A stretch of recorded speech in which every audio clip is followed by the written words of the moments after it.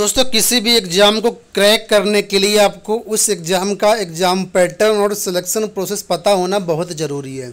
अभी भी टीजीटी भर्ती में बहुत से ऐसे अभ्यर्थी हैं जो कन्फ्यूजन में है। उनको लगता है कि यहाँ पर एग्ज़ाम पैटर्न जो सेंट्रल गवर्नमेंट की अदर स्टेट की वैकेंसी होती हैं उसके जैसा होगा। तो आपको बता दें बिल्कुल वैसा भी नहीं है। हर स्टेट की वैकेंसी से और सेंट्रल गवर्नमेंट की वैकेंसी से बिल्कुल अलग इसका एग्जाम पैटर्न और सिलेक्शन प्रोसेस है। तो इस वीडियो को एंड तक आप देखिएगा। इस वीडियो के एंड तक आप सारी चीज़ें समझ जाएंगे कि टीजीटी वीजीटी भर्ती 2022 में क्या क्या चीज़ें हैं और कैसे इस एग्ज़ाम को क्रैक कर सकते हैं। तो वीडियो को अंत तक देखिएगा। साथ में चैनल पर पहली बार आए तो चैनल को सब्सक्राइब भी कर लीजिएगा। आने वाले टाइम पर प्रत्येक विषय की तैयारी कैसे करें इसके बारे में डिटेल्ड वीडियो आएंगे, तो उससे आपको बहुत ही मदद मिलेगी। तो चलिए वीडियो की शुरुआत करते हैं। तो सबसे पहले हम ये जान लेते हैं कि जो आपका टीजीटी और पीजीटी का एग्ज़ाम होगा, ठीक है, वो कहाँ पर होगा।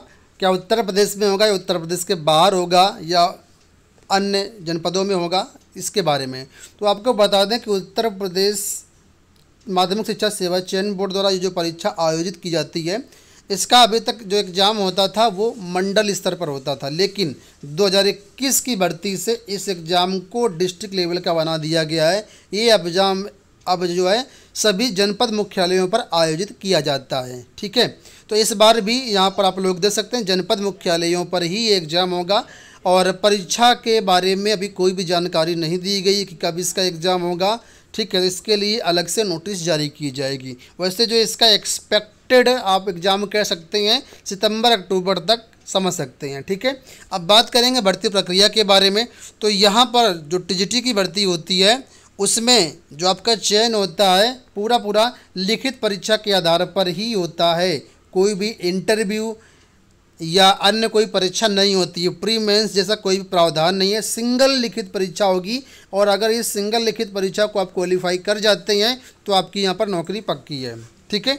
जो लिखित परीक्षा होगी वो किस तरीके से होगी उसको समझ लीजिए। तो यहाँ पर देखिए जो लिखित परीक्षा करवाई जाएगी ये एक तरीके से मल्टीपल चॉइस क्वेश्चन इसमें आपसे पूछे जाएंगे, यानी बहुविकल्पीय प्रश्न आपसे पूछे जाएंगे। प्रश्नों की कुल संख्या होगी 125। एक प्रश्न होगा 4 नंबर का और सभी प्रश्न करना अनिवार्य होगा। और इस तरीके से अगर 125 × 4 कर देते हैं तो टोटल जो मार्क्स आपके बनते हैं वो 500 बनते हैं।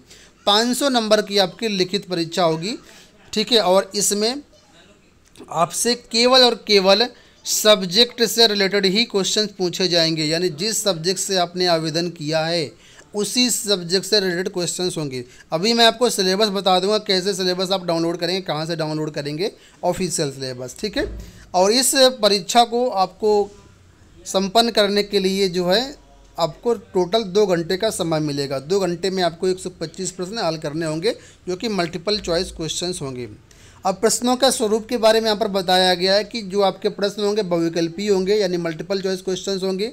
प्रत्येक प्रश्न के उत्तर के लिए 4 विकल्प दिए रहेंगे। सबसे उपयुक्त केवल एक विकल्प को ही आपको चुनना है और उसको काली स्याही की बाल पेन से काला करना है OMR पर, ठीक है। आपको बता दें इस परीक्षा में कोई भी नेगेटिव मार्किंग आपकी नहीं होगी। तो अगर आप चाहें तो तुक्का भी यहाँ पर लगा सकते हैं, लेकिन तुक्का लगाने से उतना बेनिफिट आपको नहीं मिलेगा क्योंकि कई बार तुक्का जो है सही नहीं होता है, ठीक है। तो ये आपका लिखित परीक्षा के बारे में पता चल गया होगा। अब यहाँ पर जितना अच्छा आपका स्कोर होगा उसी के अनुरूप आपका चयन होता है, ठीक है। तो 500 के हिसाब से आपकी मेरिट बनाई जाएगी। मेरिट में वैकेंसी के मुताबिक जो अभ्यर्थी आएंगे टॉप में उनको ले लिया जाएगा और बाकी के अभ्यर्थी जो हैं वो बाहर हो जाएंगी। लेकिन आपको बता दें कि यहाँ पर वेटिंग लिस्ट का भी प्रावधान होता है, ठीक है। तो यहाँ पर देखिए लिखा है विज्ञापित रिक्तियों के सापेक्ष में अधिकतम 25% तक की वेटिंग लिस्ट भी जारी की जाएगी। अगर जो अभ्यर्थी चयनित होते हैं वो अभ्यर्थी ज्वाइनिंग नहीं करते हैं तब आपको वेटिंग वाले अभ्यर्थियों को यहाँ पर ज्वाइनिंग करने का मौका मिलेगा। लेकिन अगर सपोज करो एग्जाम्पल के लिए, उदाहरण के लिए मान लो कि यहाँ पर किसी विषय में 100 सीटें हैं, 100 लोगों को कॉलेज आवंटित कर दिए और उन 100 ने ही 100 में 100 ने कॉलेज में ज्वाइन कर लिया तो वेटिंग को कोई भी मौका नहीं मिलेगा। अगली भर्ती में आपको वेटिंग वालों को मौका नहीं मिलता है। उसी भर्ती में अगर सीटें खाली जाती हैं, कुछ अभ्यर्थी ज्वाइन नहीं करते हैं, तब वेटिंग वालों को मौका मिलता है, ठीक है। तो कभी 100% तो कोई चीज़ हो नहीं सकती, इस वजह से 100% अभ्यर्थी तो ज्वाइनिंग करते नहीं है, कुछ ना कुछ अभ्यर्थी छोड़ देते हैं। जैसे सपोज करो किसी का पीजीटी में चयन होगा तो पीजीटी का ज्वाइन करेगा, टीजीटी का ज्वाइन नहीं करेगा, या किसी का अन्य कहीं पर अच्छी पोस्ट पर चयन है तो वो ज्वाइन नहीं करता है। ठीक है, तो कुछ सीटें खाली जाती हैं और उन्हें सीटों के सापेक्ष में यहाँ पर वेटिंग लिस्ट वाले अभ्यर्थियों की ज्वाइनिंग होगी। अब संस्था आवंटन की बात कर लेते हैं। तो जैसे आपका कॉलेज आवंटन कर दिया जाता है, ठीक है, आपका नाम मेरिट में आ जाता है तो चयन बोर्ड की तरफ से आपसे 5 रिक्तियाँ मांगी जाती, 5 कॉलेज की वरीयता मांगी जाती है, चॉइस मांगी जाती है। ठीक है, तो आपकी मेरिट के अनुसार उन 5 में से कोई एक कॉलेज आपको अलॉट कर दिया जाता है।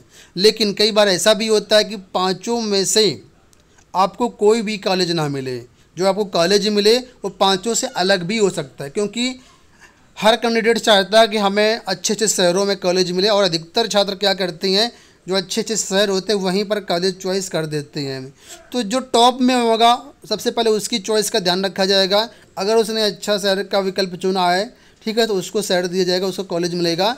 और अगर आपकी मेरिट लो है फिर भी आपने अच्छा विकल्प चुना है, अच्छे शहर में अच्छा कॉलेज चुना है, तो फिर आपको नहीं मिलेगा। तो कई बार ऐसा भी होता है कि 5 में से आपको अलग से भी कोई कॉलेज अलॉट किया जा सकता है।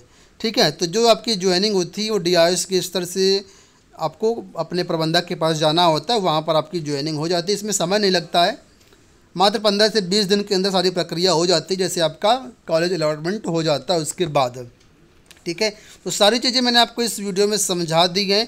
कुछ अभ्यर्थियों की क्वेरीज ये रहती हैं कि क्या सर इस भर्ती में GS, रीजनिंग, करंट अफेयर ये सारी चीज़ें पूछी जाती हैं।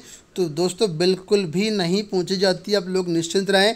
विभिन्न वेबसाइट, विभिन्न यूट्यूब चैनल पर बहुत सारे वीडियो ऐसे हैं जो फर्जी हैं, उनको मत देखिए। जो ऑथेंटिक न्यूज़ है, ऑथेंटिक वेबसाइट है, जो ऑफिशियल वेबसाइट है उसको हमेशा चेक करें। अगर ऑफिशियल वेबसाइट चेक करेंगे तो वहाँ पर इस तरीके से कुछ भी आपको नहीं मिलेगा। जिस सब्जेक्ट से आपने आवेदन किया है उसी सब्जेक्ट के यहाँ पर आपसे प्रश्न पूछे जाएंगे। तो एग्जाम पैटर्न और सिलेक्शन प्रोसेस मैंने आपको एक अच्छी तरीके से समझा दिया है। अब मैं आपको बताता हूँ सिलेबस कहाँ से कैसे आप डाउनलोड कर पाएंगे। दोस्तों डिस्क्रिप्शन बॉक्स में एक वेबसाइट का लिंक दिया गया जो कि हमारी ऑफिशियल वेबसाइट है governmentjobcenter.com। वहाँ पर सिलेबस के सेक्शन में जैसे ही जाएंगे तो यहाँ पर आपको एक लिंक मिलेगा UPSC SSB TGT PGT 2022 syllabus and exam pattern. यहाँ से आप TGT का और PGT का दोनों का सिलेबस डाउनलोड कर सकते हैं। सभी विषयों के सिलेबस की PDF यहाँ पर अवेलेबल है। तो ये आपका ऑफिशियल सिलेबस रहेगा, इसी के अनुरूप ही आपको तैयारी करनी है। आने वाले टाइम पर हम TGT PGT की और भी कई सारे वीडियोस लाएंगे कि किस विषय की कैसे तैयारी करें, उस वीडियो को आप लोग ज़रूर देखिएगा। इसके अलावा जो अभ्यर्थी TGT साइंस की तैयारी कर रहे हैं तो इस एप्लीकेशन पर हमारा पूरा कोर्स अवेलेबल है। साथ में TGT PGT कला और TGT PGT होम साइंस के टेस्ट सीरीज भी अवेलेबल है। इसके अलावा ये हमारा दूसरा एप्लीकेशन है ABTech ऑनलाइन टेस्ट सीरीज। यहाँ पर TGT PGT के अन्य कई विषयों की जो ऑनलाइन टेस्ट सीरीज अवेलेबल है। इसके अलावा ऑल इंडिया के सभी टीचिंग एग्जाम्स की और विभिन्न एग्जाम्स की टेस्ट सीरीज यहाँ पर अवेलेबल है। तो लिंक वीडियो के डिस्क्रिप्शन में दे दिया गया, आप लोग इसको चेकआउट कर लीजिएगा, डाउनलोड कर लीजिएगा।